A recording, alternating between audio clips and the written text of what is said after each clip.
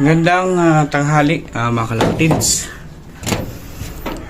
Ngayong araw ay Biyernes. So, papasok na ako mamaya alas 2. Dalhin natin yung mga kalapati natin, yung mga young bird natin. Imimintos na ulit natin sila. Sayang ng oras eh. Ay, okay tayo. Bali, matutulog pa ako mamaya eh. Kukunin ko lang sila ngayon. Ay, kaso nasa labas pa sila. Hindi pa sila pumasok mga kalapatids. Ayun. Ayan oh. Sayang. Bukas na lang siguro. So yun nga mga kalapatids, dalawa lang nakuha ko. Yung tatlo ayun oh.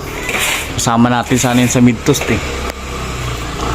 Yan, ayaw pumasok sa trap do ay sa loop nila.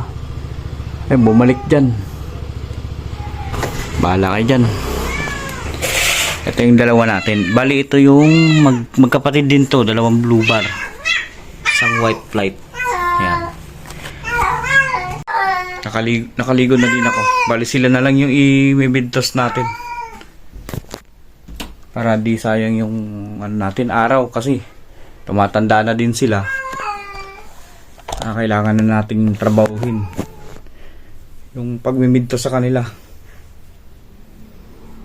So oras natin alauna. Alis na ako mga 1:25. So yung toss natin sa kanila ngayon, bali 5 kilometers lang din or 4 lang ata. Parang kasing layo nung kahapon yung unang pinagmentosan natin nung nakaraan doon sa dalawa. Sasama ko din sana sila kaso ang kulit talagang wala. Manang-mana sila doon sa nanay nila. Sobrang ilap. Yun yung problema doon sa dalawa eh. Talagang sobrang ilap nila. Ali yung pure white nga at white flight na blue bar, ito yung parents nila. Ayan mga kalapatids. Sila yung hinarvest natin dito. Yung hen na yan, sobrang ilap niyan, grabe. Nagwawala yan dyan. Pero itong tatay nilang kak, kalmado lang yan. Sila yung parents. Parehas Vandenbroek. So, mga kalapatids, dito na tayo sa malapit sa trabaho ko. Sayang hindi nakasabay yung dalawa. Yan.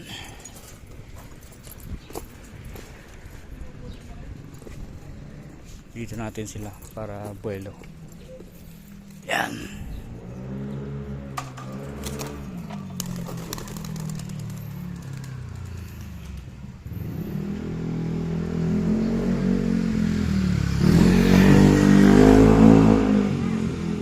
Dire-diretso sila.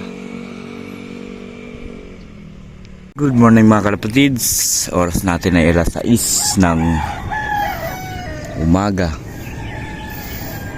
Maaga ako nagising ngayon dahil gusto ko i-check kung nandito yung tinos natin kahapon na dalawang blue bar na magkapatid. 5 kilometers din yun. Mamaya titos natin sila parehas. Bali 4. Dalawang magkakapatid. Hindi ko alam kung saan ko itutos pero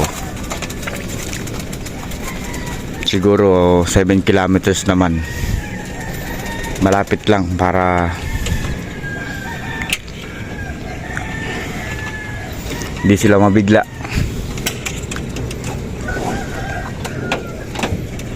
Sa ngayon papakainin ko muna itong mga breeders.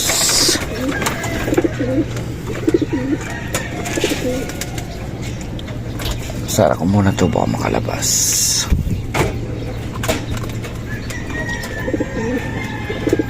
Makukulit pa naman, ayos magsipasok pag nasa labas.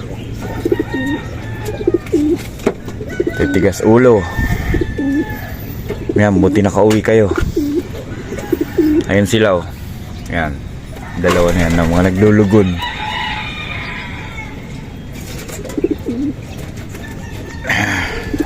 Okay, pakain muna ako.